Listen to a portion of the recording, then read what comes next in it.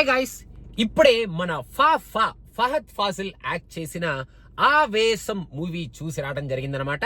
మలయాళంలో చూశాను. నేను ఈ సినిమా చూడడానికి one and only one reason మన ఫహద్.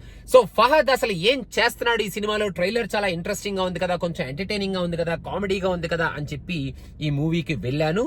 ఫహద్ కోసం ఈ సినిమాకి వెళ్ళిన వాళ్ళకైతే ఫహద్ పర్ఫార్మెన్స్ నుంచి ఒక బ్లాస్టే మనకి లభిస్తుంది అని ఖచ్చితంగా చెప్పొచ్చు.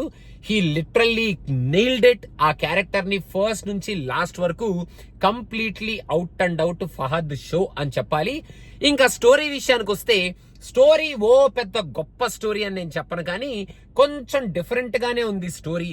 కాకపోతే ఆ వెరీ వెరీ సింపుల్ స్టోరీని చాలా సింపుల్ గానే ప్రెజెంట్ చేస్తూ, ఎక్కడ ట్విస్ట్ అండ్ టర్న్స్ కానీ అదేదో మనం ఎక్స్పెక్ట్ చెయ్యాలి, స్టోరీ ఇలా వెళ్తుంది అలా వెళ్తుంది అన్న కైండ్ ఆఫ్ అన్వాంటెడ్ ఎక్స్పెక్టేషన్స్ కూడా మనకి పెట్టకుండానే కొంచెం లీనియర్ గానే ఈ సినిమాని మన ముందుకు తీసుకొస్తారనమాట.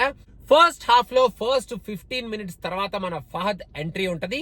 ఆ 15 మినిట్స్ లోనే ఈ స్టోరీ ఎలా వెళ్ళబోతుంది అన్న ఫౌండేషన్ వాళ్ళు వేస్తారు. ఫహద్ ఎంట్రీ ఇచ్చిన తర్వాత ఫహద్ కి వచ్చే ఆ స్టోరీ లైన్ ఏదైతే ఉంటుందో అదైతే సూపర్ ఎంటర్టైనింగ్ గా ఉంది. అక్కడ ఫస్ట్ హాఫ్ లో ఫహద్ యాక్టింగ్ అయితే చేశాడు. కొన్ని సీన్స్ అయితే సూపర్ ఫన్నీగా ఉంటాయి, మెయిన్లీ బికాస్ ఆఫ్ ఫహద్స్ యాక్టింగ్ అని చెప్పొచ్చు. ఫస్ట్ హాఫ్ చాలా చాలా తొందరగా అయిపోయింది అని నాకైతే అనిపించింది. సెకండ్ హాఫ్ కి వెళ్ళిన తర్వాత ఫస్ట్ హాఫ్ లో వాళ్ళు ఎస్టాబ్లిష్ చేసిన స్టోరీకి కాన్సిక్వెన్సెస్ ఏ రేంజ్ లో వెళ్ళబోతున్నాయి అనేటట్టు మనకి సెకండ్ హాఫ్ లోకి తీసుకొచ్చి చూపిస్తారనమాట. సెకండ్ హాఫ్ నాకు ఫస్ట్ హాఫ్ కన్నా కొంచెం లెందీగా ఉన్నట్టు అనిపించింది, కానీ సెకండ్ హాఫ్ లో there are some hilarious scenes. Definite గా మెయిన్లీ ఫహద్ యాక్టింగ్ వల్ల, అక్కడ ఫహద్ ని ఆ సీన్ లో వాళ్ళు ప్రెజెంట్ చేసిన పద్ధతి వల్ల డెఫినెట్ గా మనం నవ్వుకుంటాం. సెకండ్ హాఫ్ లో ఫస్ట్ 1 hour అయిపోయిన తర్వాత కొంచెం లాగ్ అయిందా సినిమా అన్న ఫీలింగ్ అయితే నాకు వచ్చింది. క్లైమాక్స్ కూడా కొంచెం లాగ్ అవుతుందా అనే లోపల అక్కడ ఫహద్ చేత ఒక different kind of emotional acting ని ఆ ఆవేశంతో కొంచెం కామెడీ మిక్స్ చేసి మనకి చూపిస్తూ ఆ క్లైమాక్స్ ని కూడా కొంచెం ఇంట్రెస్టింగ్ గానే మార్చారు అని చెప్పొచ్చు అనమాట.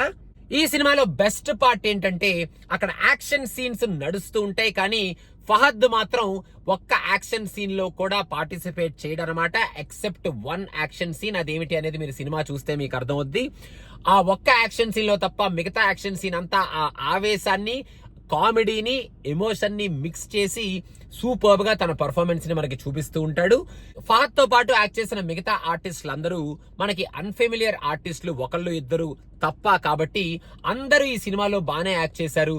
The best part of this movie is female leads కానీ, లవ్ స్టోరీ ఇంట్రెస్ట్స్ కానీ, ఒక లవ్ యాంగిల్ కానీ, మరీ ఎమోషనల్ గా మన మీదకి ఎమోషనల్ని రుద్దేయటం కానీ, ఏడుపులు పెడబొబ్బులు కానీ, మరి అలా అని చెప్పి చంపుకోటాలు, రక్తాలు చిందిపోటాలు, అసలు అవుట్ అండ్ అవుట్ అసలు ఏవో అసలు మన commercial action kind of action episodes ఇలాంటివి ఏవి ఈ సినిమాలో పెట్టుకోకుండా ఒక సింపుల్ స్టోరీ లైన్ ని చాలా సింపుల్ గానే ప్రెజెంట్ చేస్తూ ఫహద్ ని ఒక డిఫరెంట్ కైండ్ ఆఫ్ ఆవేశంతో కూడుకున్న కామెడీ క్యారెక్టర్ లో మనకి చూపిస్తూ ఆయన పర్ఫార్మెన్స్ కోసం ఈ సినిమాని మనం చూడొచ్చరా అనేటట్టు ఈ మూవీని మన ముందుకి ఎంటర్టైనింగ్ గా, కొంచెం ఎంగేజింగ్ గానే తీసుకొచ్చారు అని అయితే నేను చెప్పగలుగుతానన్నమాట.